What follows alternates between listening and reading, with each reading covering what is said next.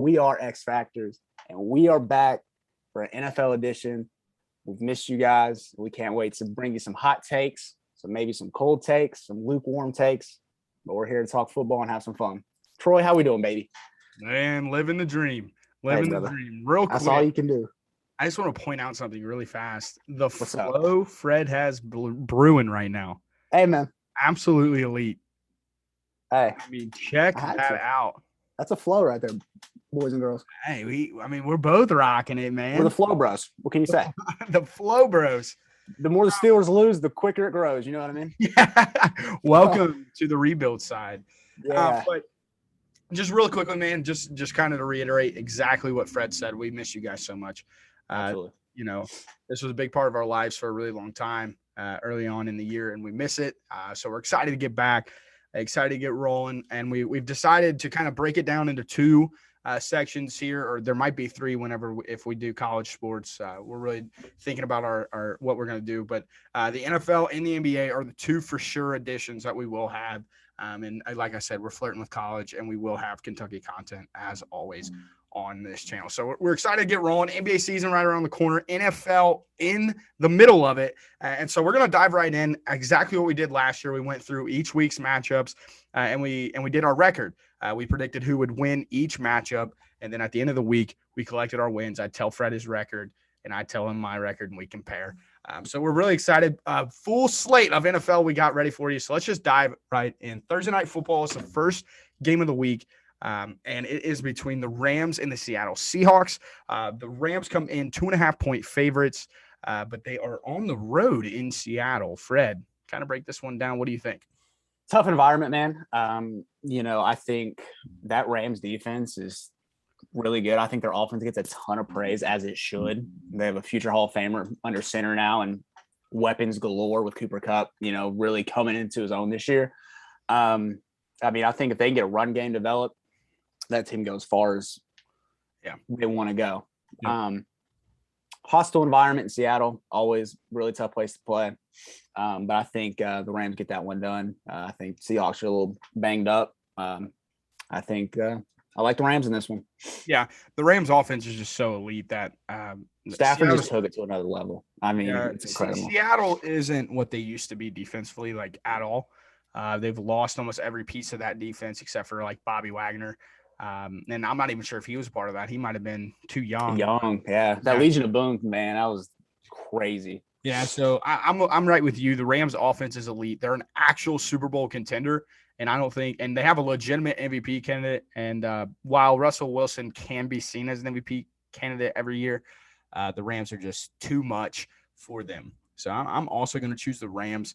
And then the first game on Sunday morning is in London. Yeah. Welcome back. So excited for this game to wake up early in the morning and just watch football.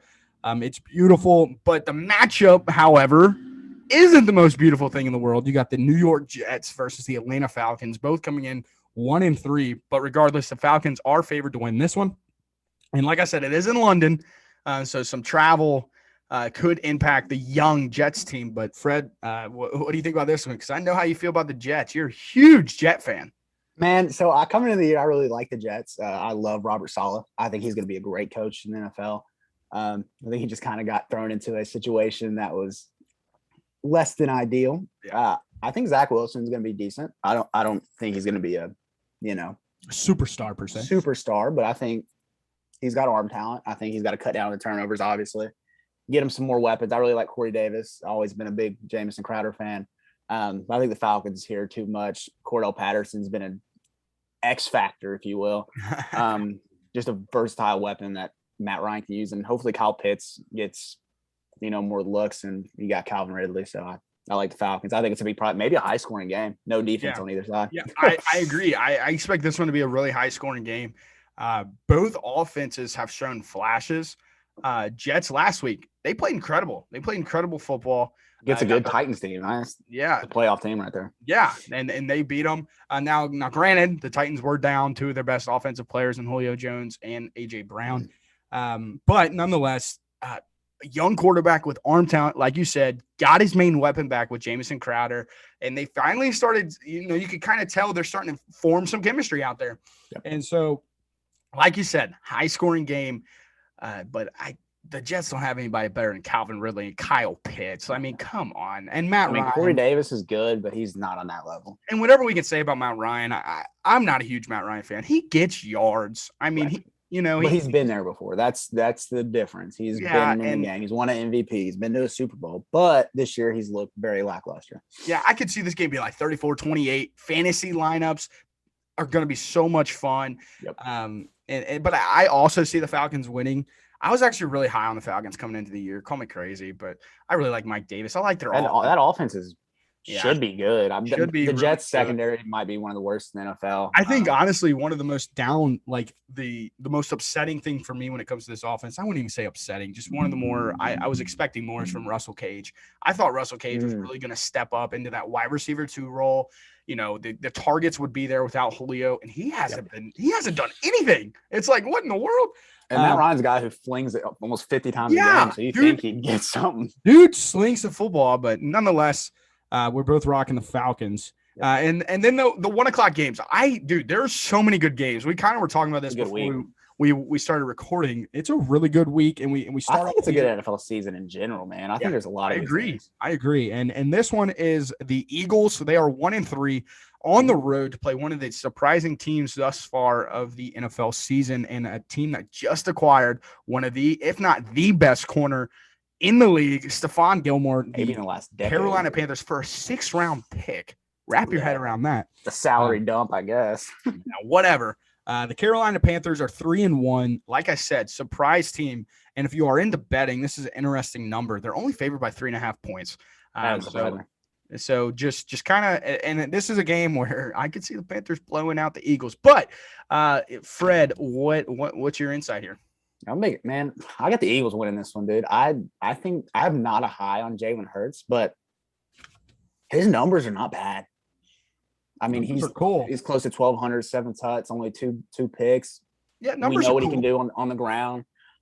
He's got weapons. I mean, he's got Devontae Smith. Hopefully, I think he'll maybe come into his own. I mean, 2 tight ends, Goddard and Ertz, and they're just. I mean, their defense and it's Gainwell out of nowhere.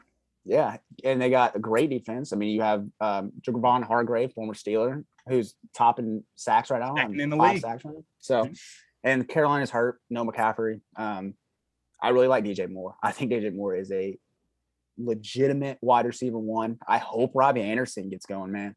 And I think Sam Darnold's decent. I think a lot of rushing touchdowns, I guess, is cool, but I'd like to see him punching in through the air a couple times. But I like the Eagles in this one, man. Really?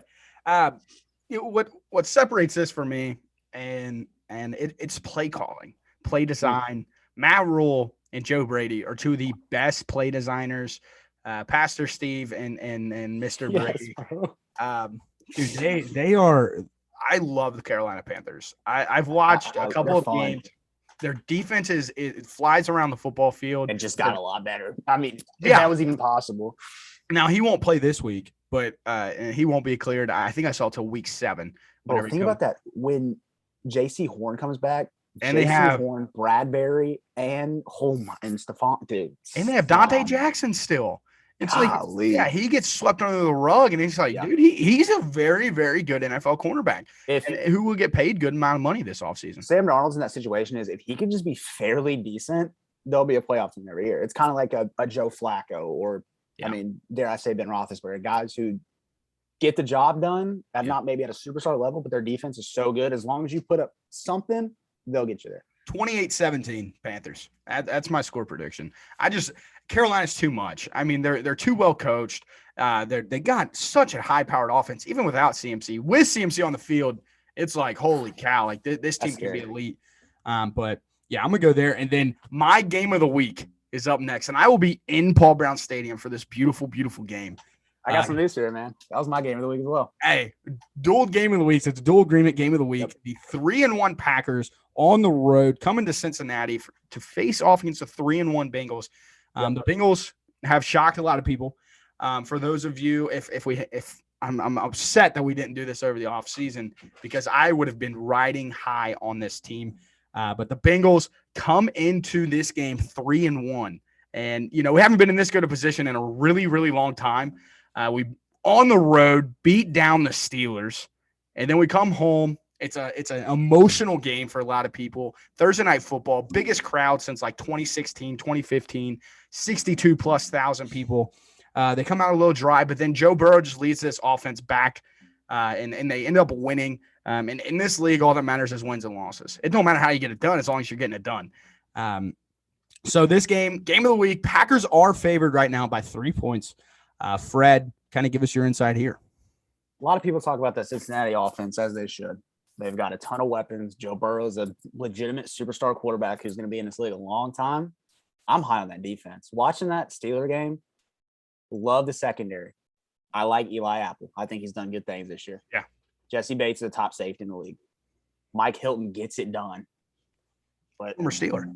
Maybe if besides B-Wags out in Seattle, you can make an argument Luke Wilson's been best Mike linebacker in the NFL this year. Logan Wilson has stepped up.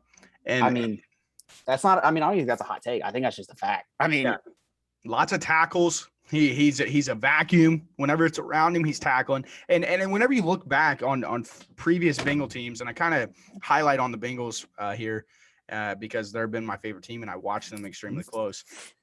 Whenever you look at their awful teams, they couldn't tackle. Nobody could tackle. Like one of Lamar Jackson's best moments as a pro is breaking down this Bengals defense and saucing them up. So BJ Hill's been great too. Mm-hmm. BJ Hill, sack leader on the team. I mean, Trey Henderson. Everybody was dogging that man as a signing. He's done great things. He's actually one of the highest win rates percentages on the defensive line, PFF grade. So, kind of give me your prediction here. I'm intrigued. I'm going Cincinnati, man. I like Green Bay's team. Aaron Jones and Devontae Adams, one of the best 1-2 wide receiver, running back duos in the league. I think Bakhtiari still being out really hurts them on the offensive line. Defense has been lackluster this year. And I think Aaron Rodgers is Aaron Rodgers, but I think that's I'm highlighted the Cincinnati defense. I think the defense steps up. I think it's going to be a low scoring game, 17-10, 17-13. But I'm going Cincinnati, man. And I've never talked this good about Cincinnati in my life, but man, proof's in the pudding. Yeah. Low scoring is the hottest take I've heard from you. Yeah. I just low scoring. I think the Packers win by 3. I think it's a 34-31.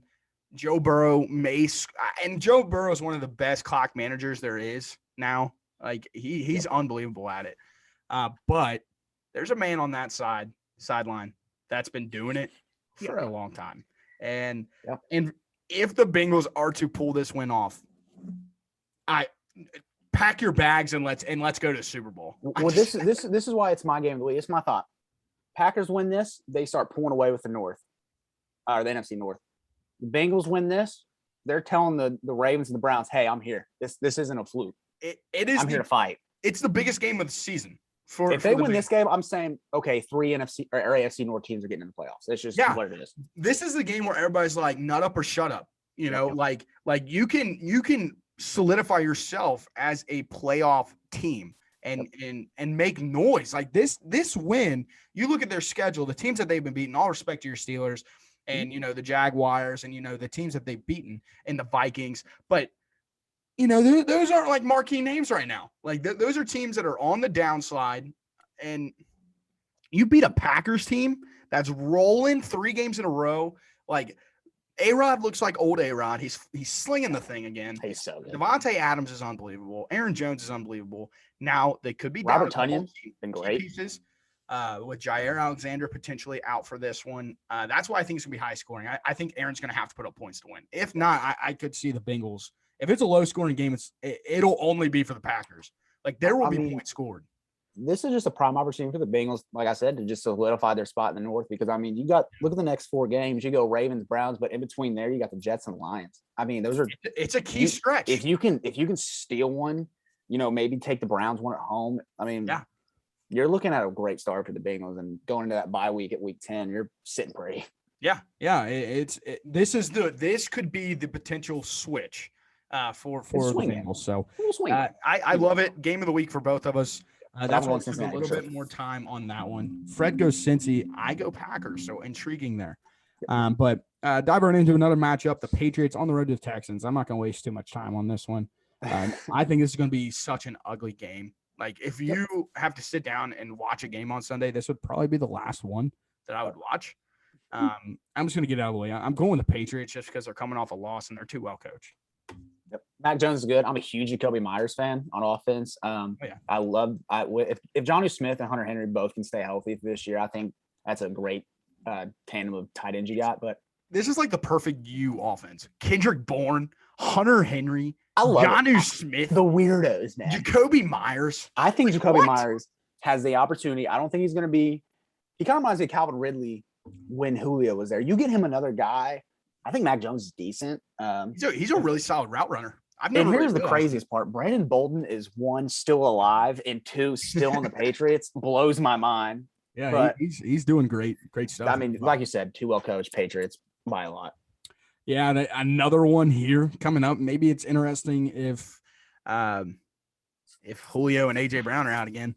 But the Titans on the road to face the very, very in the news recently Jaguars.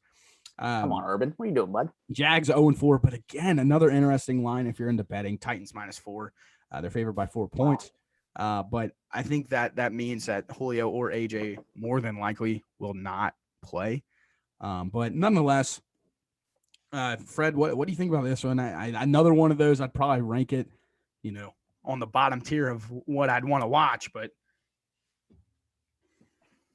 the Jaguars are just not good, man. I was trying to come up with something to say about them, and I'm just like, their offense is lackluster. Marvin Jones is cool, I guess. Their defense is highlighted by Josh Allen and Miles Jack. But besides that, man, that's it. Yeah. Trevor Lawrence has not looked good. And their coach is getting in trouble. Their ownership group is scrambling. Like, it's just not a good situation in Jacksonville. Tennessee, they got to bounce back. I mean, they have to, and I think they do it in a big way. And I think Derrick Henry maybe runs for 300 yards. So I agree, dude. The Jaguars. Good luck, Jacksonville. That's all Jaguars I have to say. On defense is awful. They're awful. I could see some points being scored again. The Jaguars bright spot, and they played some really solid football for at least a half against the Bengals. But I hope Trevor Lawrence turns it around. I hope he's good. Jaguars, the talent's there, good, like you said, man. The Jaguars just aren't good. Yeah, it's hard to come up with anything with them. Yeah, I'm not even going to worry about it. We're just going to dive right into our next matchup. Again, this is another one. I think it's more entertaining than the other two, but it's Lions. It's the Detroit Lions on the road to Minnesota to play the Vikings. The Vikings honestly have a case to be a team that can complain the most about their record because they're a fumble away from beating the Bengals. And a few they're a missed 33-yard field goal from knocking off the Cardinals. So it's like this team legit is like so close to being 3-1. But like me and you have said, like I kind of hit on earlier, it's not how you get it done. You got to get the job done. Wins and losses, nobody's going to feel bad for you, but they are coming in 1-3. They're 8.5-point favorites. What do you think about this one? I think Jared Goff's been decent this year. I mean, he's thrown for 1,100, 7 touchdowns, 2 picks. I mean, not a bad line there. I think he's got decent weapons. I don't think it's anything. I like TJ Hawkinson. I think Quintez Cephas has some upside. Minnesota's just too much for them. I think their defense has been really surprising for me. Danielle Hunter getting back at it. I mean, dude's top 5 in sacks again this year. I think that secondary is, as old as they are, has been fairly decent. And then you got Dalvin Cook if he can stay healthy. If not, you know what? We'll throw Alexander Madison out there and he'll get the job done. And then you got 2 stud receivers and Jefferson and Thielen. I wish Irv Smith stayed healthy, man. Been a lot of fun to watch, and I like Kirk Cousins. He takes care of the football and does a decent job. So I think Minnesota probably wins this one by a lot. This is my upset of the week. Okay, I'm gonna tell you why. The Vikings have had awful luck. Yeah. So I mean, what is that to stop? Like people act like, okay, the tide will eventually turn, but will it? Because the Lions have also been close. They have battled in some games. This team, for some reason, is kind of fun to watch. Jared Goff, DeAndre Swift, Jamal Williams has kind of stepped into his role. Like you said, Cephas, a couple of guys. Amon-Ra St. Brown or whatever his name is. He's cool. He's done a decent job, and Dan Campbell's just a fun coach, man. Yeah, a lot of energy. Hawkinson, but they are down. I do believe their Pro Bowl center, Frank Ragnow. I believe he is out. I think I saw something earlier today. So yeah, but I just like the offense, man. I think that they can score points this week, and I think they're gonna outgun the Vikings. It's my upset of the week. You always have to have one weird team that gets the job done, and because not everybody's gonna go winless. Like eventually you're gonna win a game, and this could be one of the Lions' 3 wins this season. Well, I mean, if it's gonna be a team, it's Detroit. They've done it before, so yeah. Yeah, and I just think the Vikings fans will be so upset after this one, and they'll be calling for Kirk Cousins' head on a silver platter, even though it's not him, it's not his fault. I think he's been very solid this year. Yeah, I mean, a team, dude. We're not going to get into that, but somebody could trade for him and like push themselves forward. But anywho, we're not going to worry about it. Broncos on the road to Heinz Field. The 3-1 Broncos, the 1-3 Steelers. The Steelers are the favorite coming into the week, but the Broncos could be without their quarterback, Teddy Bridgewater. He's in concussion protocol.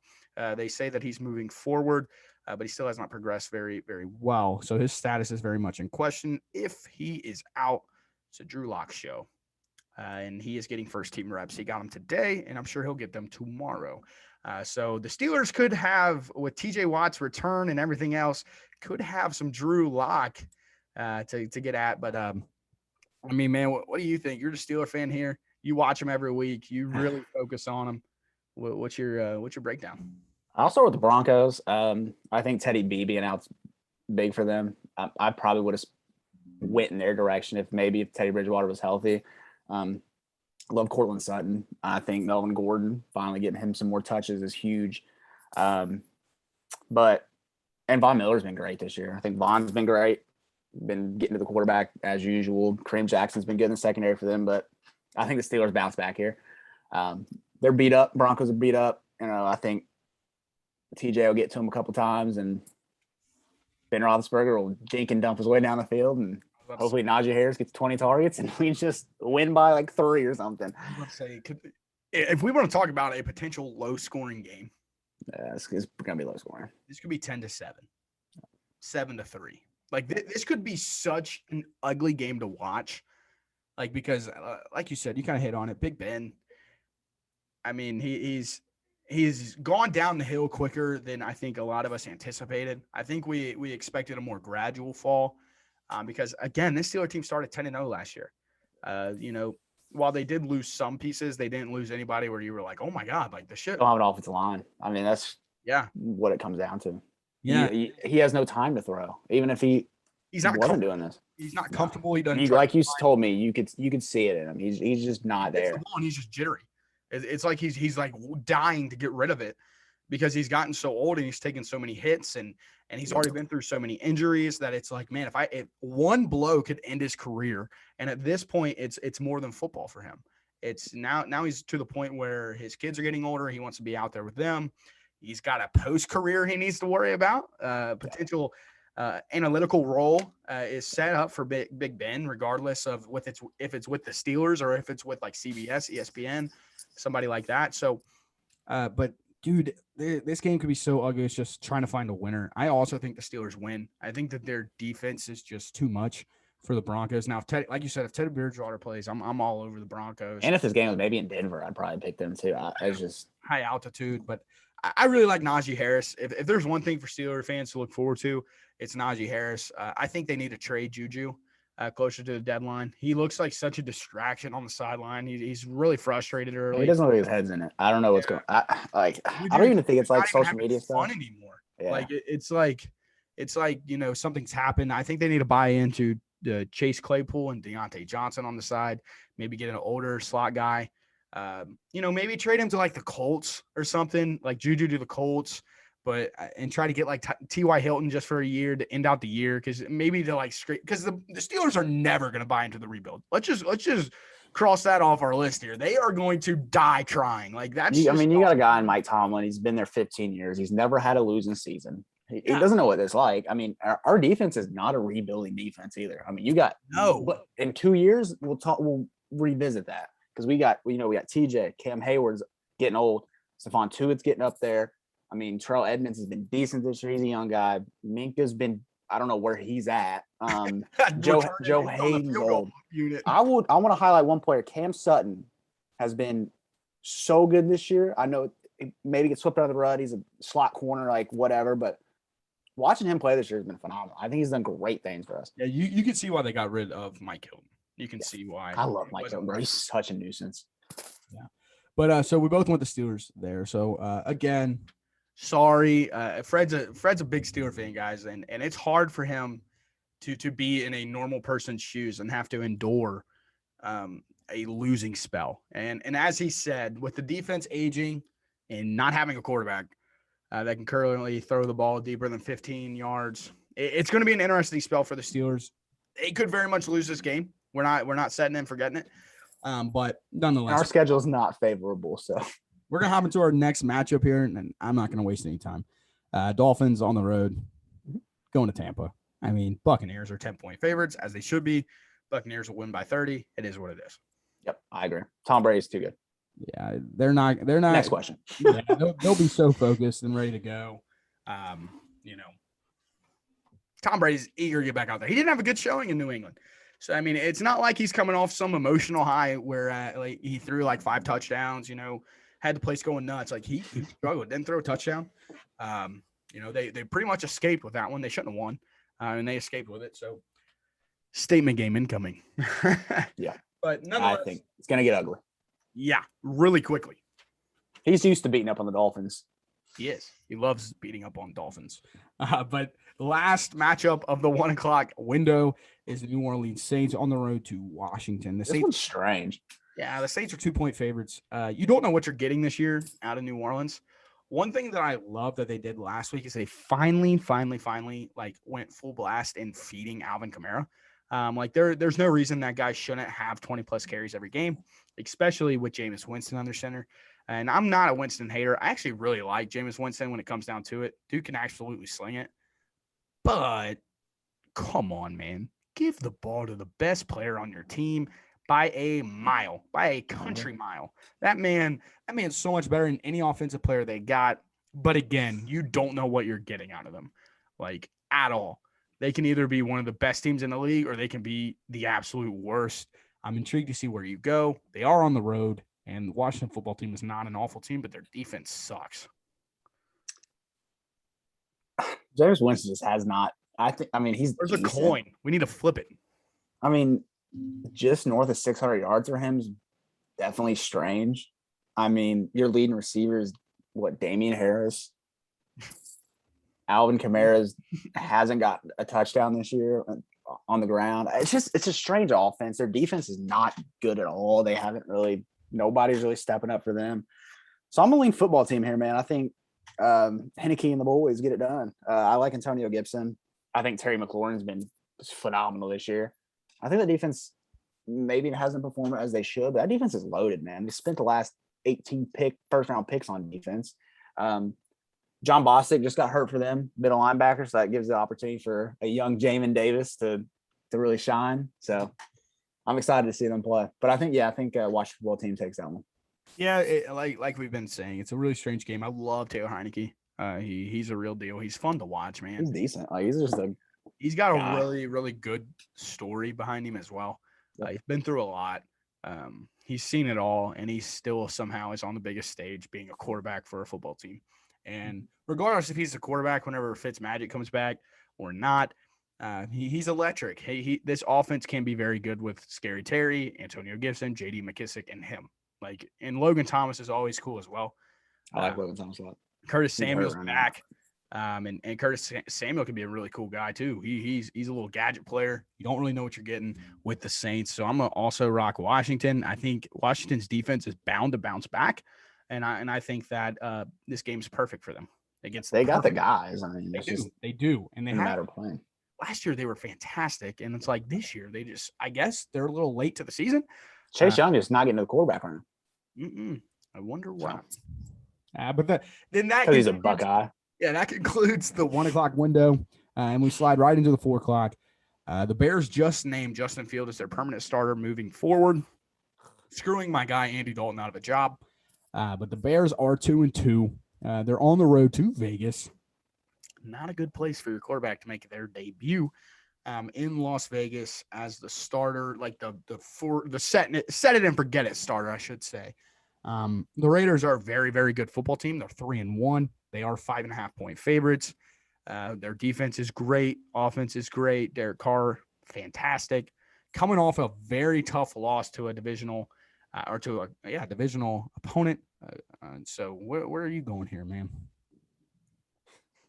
Justin Fields just isn't it right now. I mean, I'm going Raiders, man. Your best player just got hurt, or best productive player, David Montgomery's hurt. He's done everything for you so far offensively. Darnell Mooney's cool. You're not getting the ball to Allen Robinson. Derek Carr's been electric. Dude's flinging it everywhere. Henry Ruggs is starting to look good, and that's awesome. Yeah. You have a top 3 tight end in Darren Waller. I'd say top 2 right now behind Kelsey.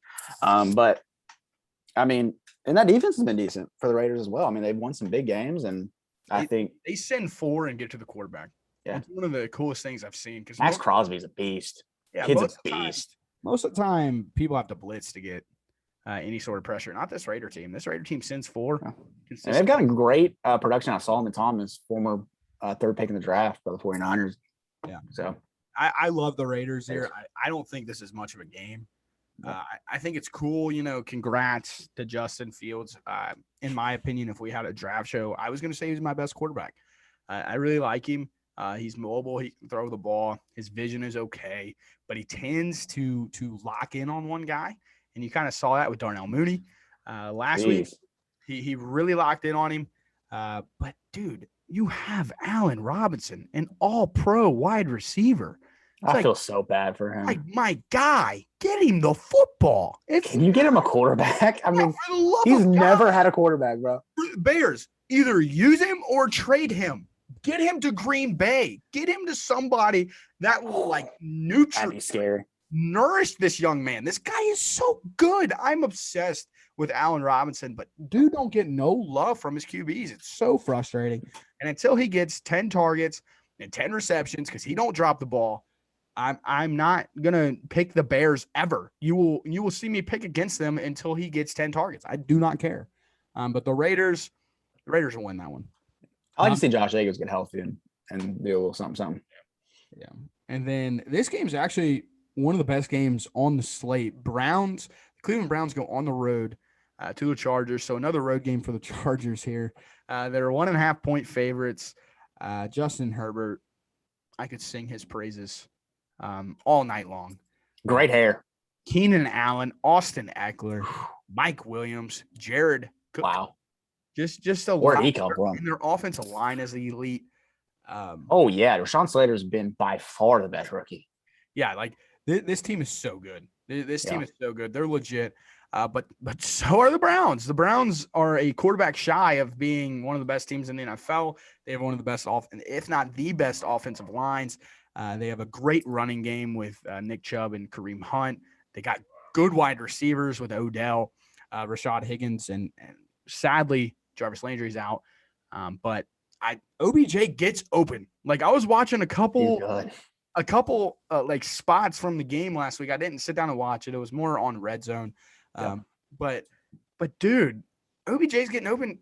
Baker's just not putting it in his hands. And I don't know what it is. Baker's never been a guy that does well throwing the ball to Odell. It's been the weirdest thing in the world. And they have great tight ends. I mean, they have Njoku, Hooper, and Harrison Bryant. Austin Hooper is one of the most underused guys for a guy that they paid big money to. They gave him a bag. So who do you think wins this one?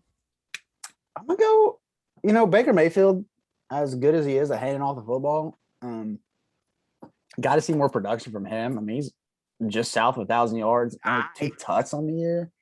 That's strange. You've got weapons. It's not like he doesn't. So I like Justin Herbert. I love Austin Eckler. Mike Williams has been incredible this year. Jared Cook is having a resurgence. Defense is adequate. Big Derwin James fan. Like you said, that offensive line's played phenomenal, keeping Herbert and his flow going. So I'm going Chargers, man. And I think it's not going to be close. I think they just pound the Browns, bro. I just got a feeling. You think they pound them? I think they pound them. That's a good defense. The Browns have a great defense too, but yeah, I'm doing the Chargers close. I think it'll be a really, really fun game. That division's loaded though. Yeah, both of their divisions are loaded. Both of these teams. Yeah, I mean, these teams, AFC West, AFC North, like they're very, very good. The Chargers are a very good team. The Browns are unreal. But like I said, I'm giving the edge to the Chargers because I would take Herbert over Baker Mayfield. So into the next matchup here, the 49ers go on the road and play the only undefeated team remaining in the NFL, the Arizona Cardinals. The Cardinals come in as 5.5-point favorites. The 49ers are going to rock Trey Lance into this one. Trey Lance gets I believe it's his first career start.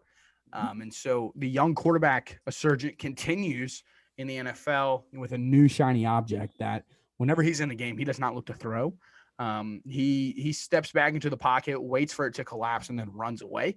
It's one of the most strange things I've ever seen. His accuracy, on being a rookie, his accuracy is weird. I'm not going to waste any time. I think the Cardinals continue their run. They improved to 5-0. Trey Lance, to me, is a little bit behind. He needs and the 49ers are doing a great job protecting him, letting him work behind Jimmy G. Jimmy G is not a bad pro. He's not going to win you Super Bowls. He might get you there somehow, some way. But defense. Yeah, he ain't going to win them. But he's a good guy to learn under. But the Cardinals are too much. I love the Cardinals. Cliff Kingsbury and the boys.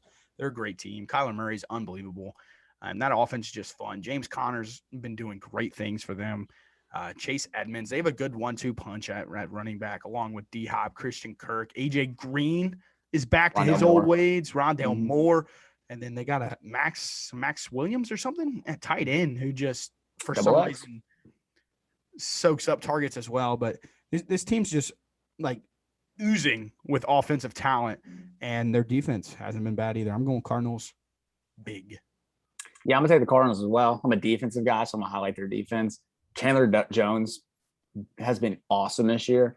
Byron Murphy at corner, incredible. 3 picks already on the year and a defensive touchdown there. I think they're too much. I think J.J. Watt, Chandler Jones, that whole defense is just Isaiah Simmons. To highlight that already potent offense. I mean, it's a match made in heaven. I think they stay undefeated and they have a great season. I mean, they're in a death division, but Undefeatedville. Yeah, Cardinals. They're in a death division, but I mean that seems scary. Kyler Murray's been phenomenal.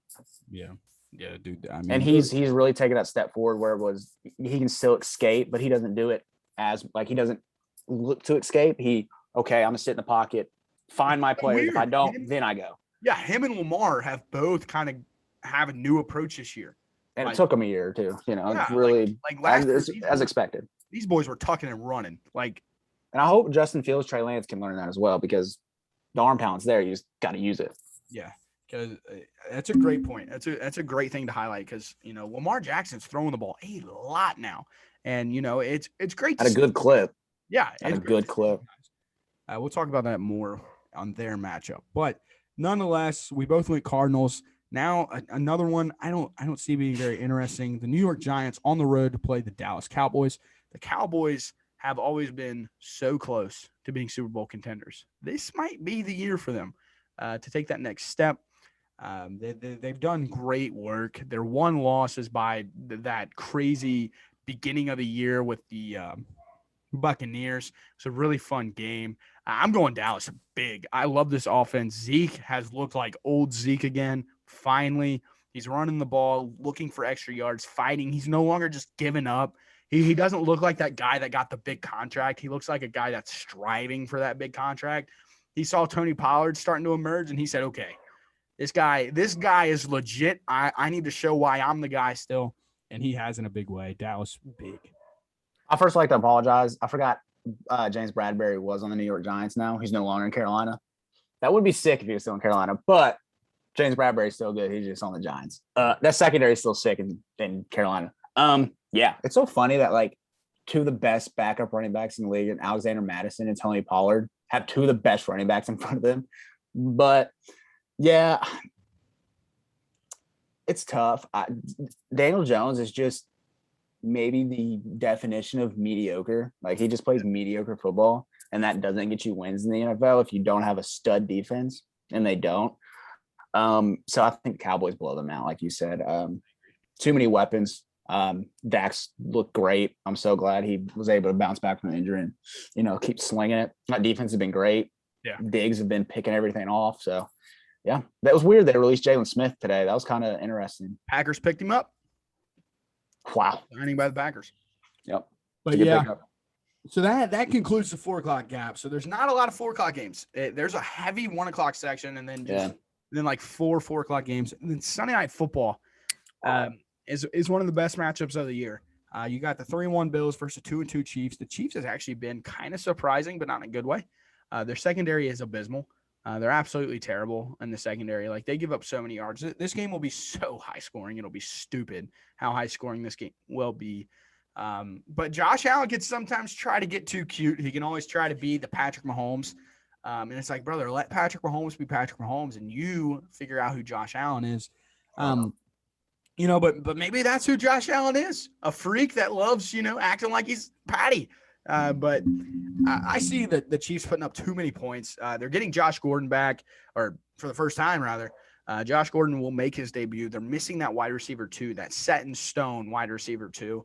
And I think he'll take that role over. A lot of good reports are coming out of their practices saying that he is like on one, like, and I hope it's not like that he's back on, his performance enhancers, but the guy is, I'm hearing he's shredded. Next to Tyreek Hill, they kind of need that physical guy. And they got Travis Kelce. They already got Clyde's been looking solid the last few weeks. But I just think the Chiefs are too much. I think they showed the world again on primetime football why they are, because they laid an egg last primetime game. The Ravens beat them. So they laid an egg. And anytime you get a great team that just laid an egg on primetime football, the last time they were on it, you better be prepared to see something. And Andy Reid will have those boys ready. Chiefs big. I don't think it'll be a crazy blowout, but I do think the Chiefs take that. I think Josh Allen's right there to be on that superstar level, but I don't think he's taken that step yet. I think a lot of people really hyped him up coming into the year, acting like he was going to be up there with the top guys, but don't think he's there yet. Devin Singletary's been decent. Zach Moss has been a pretty good surprise for them, and you got one of the top receivers, Stephon Diggs. It's just a question: is that defense? Brother, he's looking great. Yeah, he has. That defense is good. I think they can play at a higher level than they have, and I think they're going to get really tested here, obviously with Patty and the boys. So, but I think the Chiefs take it. Like I said, I think the Chiefs defense has to step up. I mean, it's gotten them this far, but man, you got to at some point you got to look yourself in the mirror and like, let's get after it. Yeah. They've got guys. They just got to step up. Yeah, and so we both go the Chiefs there. So Sunday Night Football again, AFC Championship rematch, I do believe, in a potential AFC Championship game this year. So again, the Chiefs need this one. They cannot drop below 500, right? I mean, that'd be crazy. They'd bounce back if they did, but I mean that'd be bizarre to see them below that 500 level. But Monday Night Football, it would be the next game. And dude, I love this game for some reason. I'm like so excited for Monday Night Football. Now, it might be because I have Lamar Jackson, Jonathan Taylor, Michael Pittman Jr., and Latavius Murray all on my fantasy football team. But hey, this game is going to be so much fun. Jonathan Taylor is one of my favorite players in the NFL. This guy doesn't get enough love. For the type of runner that he is, even from the Colts, he doesn't get that much love. And it really kind of hurts my heart because this guy can be a top 5 running back in the NFL. The pass catching's there. The running ability's there. He sees holes. He pops through them. He can run with his head down. He's elusive. I love this guy. Carson Wentz has been okay. Michael Pittman Jr. has been fantastic so far for them, been their number 1 guy. But Baltimore, what can't you say about Baltimore? Lamar Jackson I love Lamar Jackson. What he's able to do with no like real wide receivers is awesome. Hollywood Brown is cool when he's not dropping the football. He's got a case of the dropsies. But Hollywood Brown can be super explosive. Mark Andrews is incredible, of course. And Sammy Watkins has been good, but it's like you got a ton of guys that are just like, okay, that's solid. But Lamar just gets the job done. He wins football games. And I love Lamar Jackson. And, being a Kentucky fan, that's hard to say sometimes because the Louisville kid, L's down. But Lamar Jackson's just so much fun. And anytime I click on a game, Monday Night Football, my eyes will not leave the screen because he can do something every play that's like, wow. Like that kid's special. So I'm going the Ravens. I think it'll be closer than what people think because the Colts are not a bad team, like at all. They just haven't figured it out yet. They will. Give them Kirk Cousins. Anyway, I love the Ravens here in a close one. Yeah, I agree.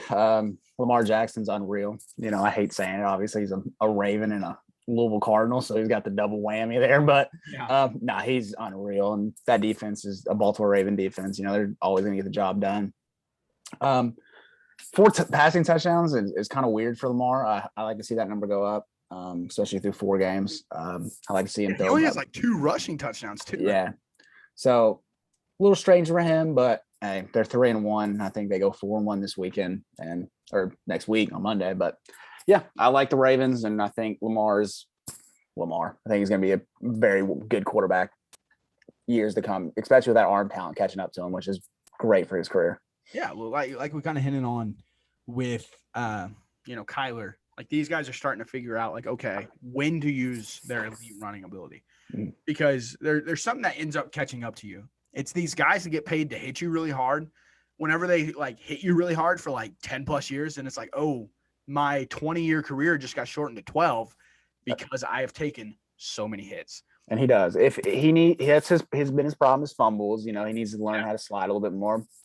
Also I'm not as high on Jonathan Taylor as you are, or the Colts offense in general. But Jonathan Taylor, man, learn the name. I've learned it. I'm more of a fan of Naheem Hine. You kidding me? Monday Night Football will be the coming out party for Jonathan Taylor. That's a good game, but I am guaranteeing 100 plus yards of offense. Is that a Troy Coomer guarantee? A Troy Coomer guarantee. I wish I had a freaking button, man. Okay. I love Jonathan Taylor, like I said. But yeah, I think it's close. Like I said, 3-point game. Ravens win. Monday Night Football. Yep. Another barn burner. Why? I like to see Baltimore establish a RB1. Latavius Murray, welcome to the show, young man. This episode is sponsored by Coke Zero. I'm out of it. Coke Zero, it's elite.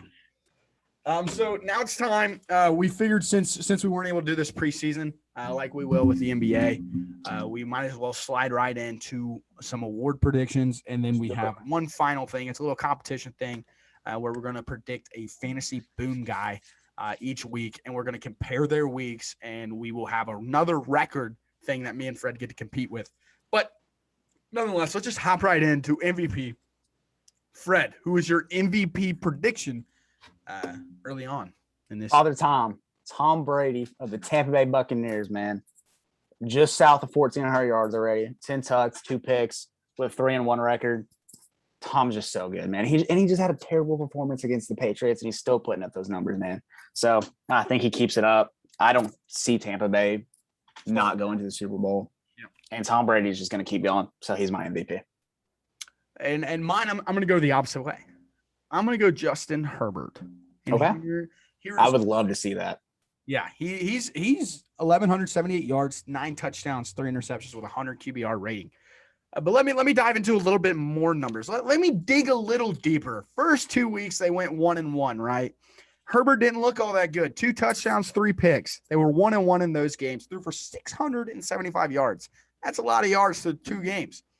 Well, they figured something out. They're like, okay, we have this guy named Austin Eckler that can kind of take the top off the defense running and through the air. So let's throw the ball a little bit less. So he's thrown for 503 yards through the last 2 weeks. They're 2-0. He has thrown 7 touchdowns and 0 interceptions in the last 2 weeks.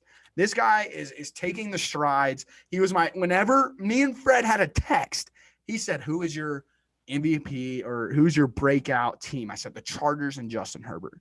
This guy, man, and I know it was probably the popular pick coming into the year. It's easy to pick, second-year quarterback.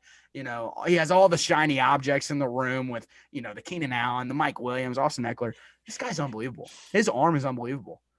Now, the only thing holding them back is the Chiefs are in that division. The Raiders are in that division. So it is in the Broncos. Aren't the Broncos as well? Yeah. And the Broncos, that's a tough division. That team won't be have a positive record here very soon. Yeah. They beat up on some bad teams to start the year. Justin Herbert's unbelievable. That's my MVP pick. I like it. I like it. Offensive player of the year. Fred, who's your pick? I'm gonna go Matthew Stafford, the Los Angeles Rams. 1,200 yards so far in the year, 11 touchdowns, two ducks, 2 picks.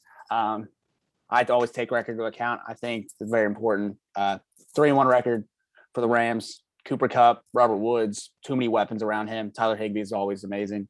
So Matthew Stafford, Hall of Fame quarterback, got him in a Hall of Fame system. And I'm so excited to watch him thrive the rest of the year. And I think he'll be the offensive player of the year when all said and done.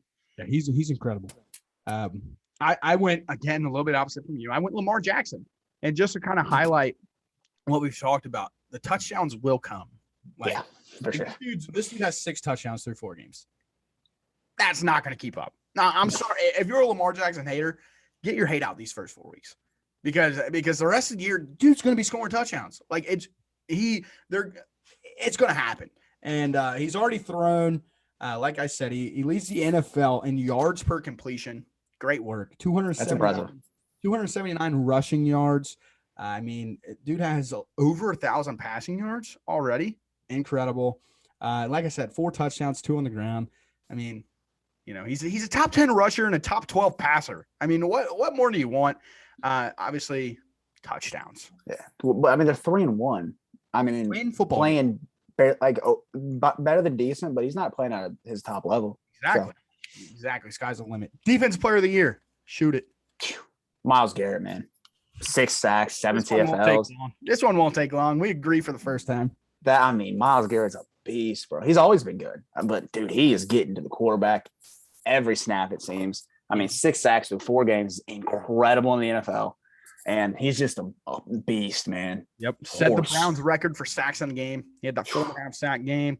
Again, it's a top defense in the NFL, and that's 2 key components to winning defense player of the year, being on a top defense and leading the league in a statistical category. And sacks just so happen to be very, very important for a defensive player. Myles Garrett, it won't be close unless he's hurt. Yep.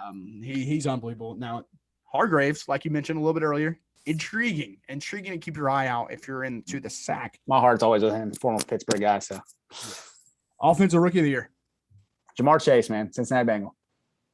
2 for 2. Hey, man, 17 catches, 297. Love to see that reception rate go up. 4 touchdowns, incredible. Here's the stat I love: 17.5 yards per catch. That's incredible. Dude gets open in a 3-1 record. I mean, stud. I mean, I watched him dice up the Steelers. You have Joe Burrow throwing to him, and it just seems like Joe Burrow, when he's on, man, it doesn't seem he knows where that ball is going. I always compare it to baseball, guys. There's difference between a major league pitcher and someone else. Every time a Scherzer, a Kershaw, Cole, one of those guys, as soon as they let go of that ball, they know exactly where it's going. Yep. And I think Joe Burrow is that guy. Grom. And it helps when your guy is 3 yards in front of the cornerback. So Jamar Chase, man, I think that duo is going to be scary for a while. I'm sad I have to see it 2 times a year, but Jamar Chase, I think, is long. He's going to run away with that award. I agree. I'm right there with you. No need to go into what you just said. You said it perfectly. I mean, his targets are only going to go up, and his reception total is only going to go up. It's a crowded receiver room too. You got Tyler Boyd out there. Joe Mixon. Yeah. I think Chris Evans too. A name to keep your eye on if Joe Mixon misses time is Chris Evans.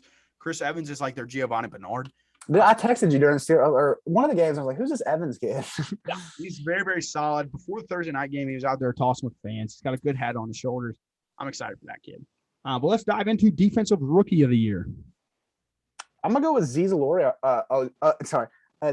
Ajoriai from the New York Giants. He's a kid from Georgia, UGA, but he has 3 sacks already on the year, forced fumble. Gets to the quarterback at a high clip. He's just an incredible athlete. He was a late second round pick, but I liked him coming out of UGA, and I think he continues to get to the quarterback, and that award's usually slided towards guys who, gets to the quarterback. So I'm gonna go with these. Also, these kind of awards kind of can be biased to your brand, and that's why I went Micah Parsons. And with them releasing Jalen Smith, I think he's primed to take a bigger step into the offense or defense, rather. And I think he's ready to rumble. This dude, you can slide this kid anywhere. He can play on the line. He can play in the linebacker. I'm sure he can be a safety if you really wanted him to be. But I love Micah Parsons. He's fun to watch. He's electric. He's an athletic kid. And I just think over time, this guy is just going to impact the game in levels that these other rookies can't. But yeah, I like your pick, man. I was not prepared for that. I thought we were going to agree again. Yeah, he's just a guy. Like I watched a little bit of the Giants games, and I saw him coming off the edge, and I was like, this kid, he's kind of decent. So I looked at his numbers, and I kind of did a little study on him, and I was like, you know what, I like this kid. I remember him coming out of Georgia. Obviously, he's SEC East, so I pay attention a lot. So, well, let's hop right in. Coach of the year. What do you think? Cliff Kingsbury. I know it might be an easy choice, but that shouldn't go unnoticed. He's 4-0. Don't see him slowing down. And the way he's coached Kyler and the growth we've seen from Kyler. Awesome. I mean, that's a dude with a ton of talent. He's little. I mean, is what it is. You don't see a lot of smaller quarterbacks like that. And the way he's just molding him, surrounded weapons with him, that defense, he's an offensive-minded coach, but that defense is playing at a top 5 defensive level. I mean, Cliff Kingsbury. And, of course, you got coordinators that go into that. But the way Cliff Kingsbury has managed that team, I think, should not go unnoticed. Yeah, I also picked Cliff Kingsbury. And one thing that we are, like, whenever you're making award predictions is you're expecting them to maintain what they are doing. You don't expect to fall off. I mean, if the Bengals keep it up, I mean, Zach Taylor, I mean, you never know. Yeah, you don't know. Like, there are a lot of, like, if the Bengals have a 10-win season compared to, like, if the Cardinals have, like, an 11 or 12, which is, like, a 4-game difference for them. But for us, it would be, like, a 6-7 game difference. So it's like, and that's usually where the award swings, is that how do you vote on the award? So that is something. And now we're going to get into comeback player of the year. This one is intriguing. I believe it's a 2-man race. And it's Dak Prescott versus Joe Burrow. It's no longer, like, I'm pretty sure Alex Smith won it last year. What he came back from, we all understood, but these two guys are coming off not similar injuries in the aspect of the injury itself, but similar injuries to it took them out for the year. They both started off fairly decent, and both guys are on a pretty high-powered offense. So it's intriguing what we will go here. Who's your comeback player of the year? I've hyped up the Bengals a lot this episode. I won't do it this time. I'm gonna go Dak Prescott, just because I think his injury was a little bit more severe than Joe's. I'm not taking an ACL tear lightly at all, but Dak Prescott, his career was almost taken away from him. Just a little bit more severe there. And just coming out with the start he had. I mean, coming out in Thursday Night Football the way he did week 1 and slanging that thing and moving like he's never been injured is really impressive to me. I think either I wish you could give him both of them, because I think what Joe's done this year is incredible. I like Joe Burrow a lot, but I think Dak Prescott. NFC. Yeah, I think they should, because coming back from ACL tears is hard enough, but Dak Prescott, I just think what he's overcome is really good. Not taking any away from Joe Burrow. I'm not saying that because I'm a Steelers fan, but Dak Prescott for sure. Yeah, I went Joe, and I'm not trying to be, like I said, biased being a Bengals fan. I mean, he has every right to win the award as well. Yeah, and it was a complete MCL and ACL tear in his knee. He completely destroyed his knee. Had reconstructive surgery on both. I mean, most of the time for an MCL, they let it recover on its own. Like, they very rarely go in and do surgery on the MCL. Was it a right or left knee? I believe it was his left. So it's plant. Yeah, that's hard. His plant leg. It's his plant leg. So it's important. Yeah, his plant leg. It was in week 11. This kid's toughness is unbelievable.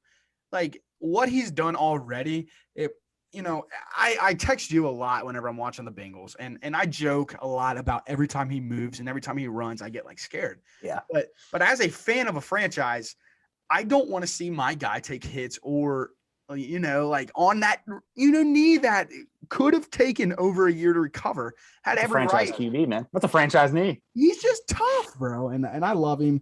Again, we are 3-1. He's thrown 988 yards, 9 touchdowns, 4 picks, but again, those numbers can be skewed because he threw 3 in a row against the Bears. So, I mean, I think the Bengals need to be getting more love than they are. They should be like America's sweetheart right now. I mean, what they're doing is pretty incredible. I mean, and his QBR rating 113.8. He's so efficient. Now that is a lot scheme. They have done a good job scheming for him. It's quick throws. He's not really sitting in the pocket too long. He makes quick reads. Like, it's really good work what they've been able to do. And I know a lot of people like to bash on Zach Taylor, But they've done a good job scheming Joe Burrow's return. And now I think you'll start to see them open up the playbook with him getting more and more comfortable and healthier, because he was not 100% early on in the year. Everybody, like, this dude. How could you be? Yeah, this dude was nervous. He was scared. He was very reluctant on his throws. Just watch Joe Burrow film, and you'll know those first 2 weeks were like, is this guy okay? We start sawing him take steps in the Steeler game on that run that didn't even count, where he broke away from a sack and made a 9-yard run, but eventually didn't count. But yeah, Joe Burrow, my comeback player of the year. And then we wanted to do a little bit of a fun one with a surprise breakout player of the year. I'll start because we might have the same person. Mm-hmm.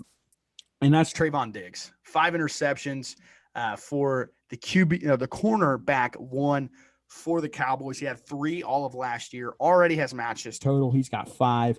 I mean, this guy has set himself up to be the number 1 cornerback on a really, really good team. Who's yours? I like Trayvon Diggs a lot. Those Diggs brothers, they just get it done, man. Got good hands, apparently. I'm going to go Derek Carr, and I think it's probably an easy pick. But, man, leading the league in yards, he's right at – he has 1,199 yards, call it 1,400, 8 touchdowns, 3 picks, and a 3-1 record for a team that a lot of people kind of just was like, okay, they're mediocre. They're in a really tough division. Yeah. But Derek Carr, what he's done this year is incredible. He's beaten some good football teams. I agree. And he's slinging it, man. And I think that team can be scary. I think that team can be like a wild card team that like can ruffle some feathers. So I like Derek Carr. I love his personality. He's got that warrior chip on his shoulder mentality. And yeah, I think he's broke out. I mean, again, I told this to you. He's our new Matthew Stafford. That just doesn't get enough love and appreciation. Yeah. I mean, we could kind of start throwing that to Kirk Cousins, but I think in terms of arm talent, Derek Carr is much better, and you can more so compare him to Matthew Stafford. And I think their defense really surprises the people. It's helped him too, but yeah, I mean, he's got good weapons, and I'd like to see that 8 touchdowns kind of go up a little bit, especially compared to 1,400 yards. Some of those, he's got good weapons, but like Henry Ruggs didn't look very solid last year, and then you got it's basically Darren Waller. Hunter Renfrow has been very, very good.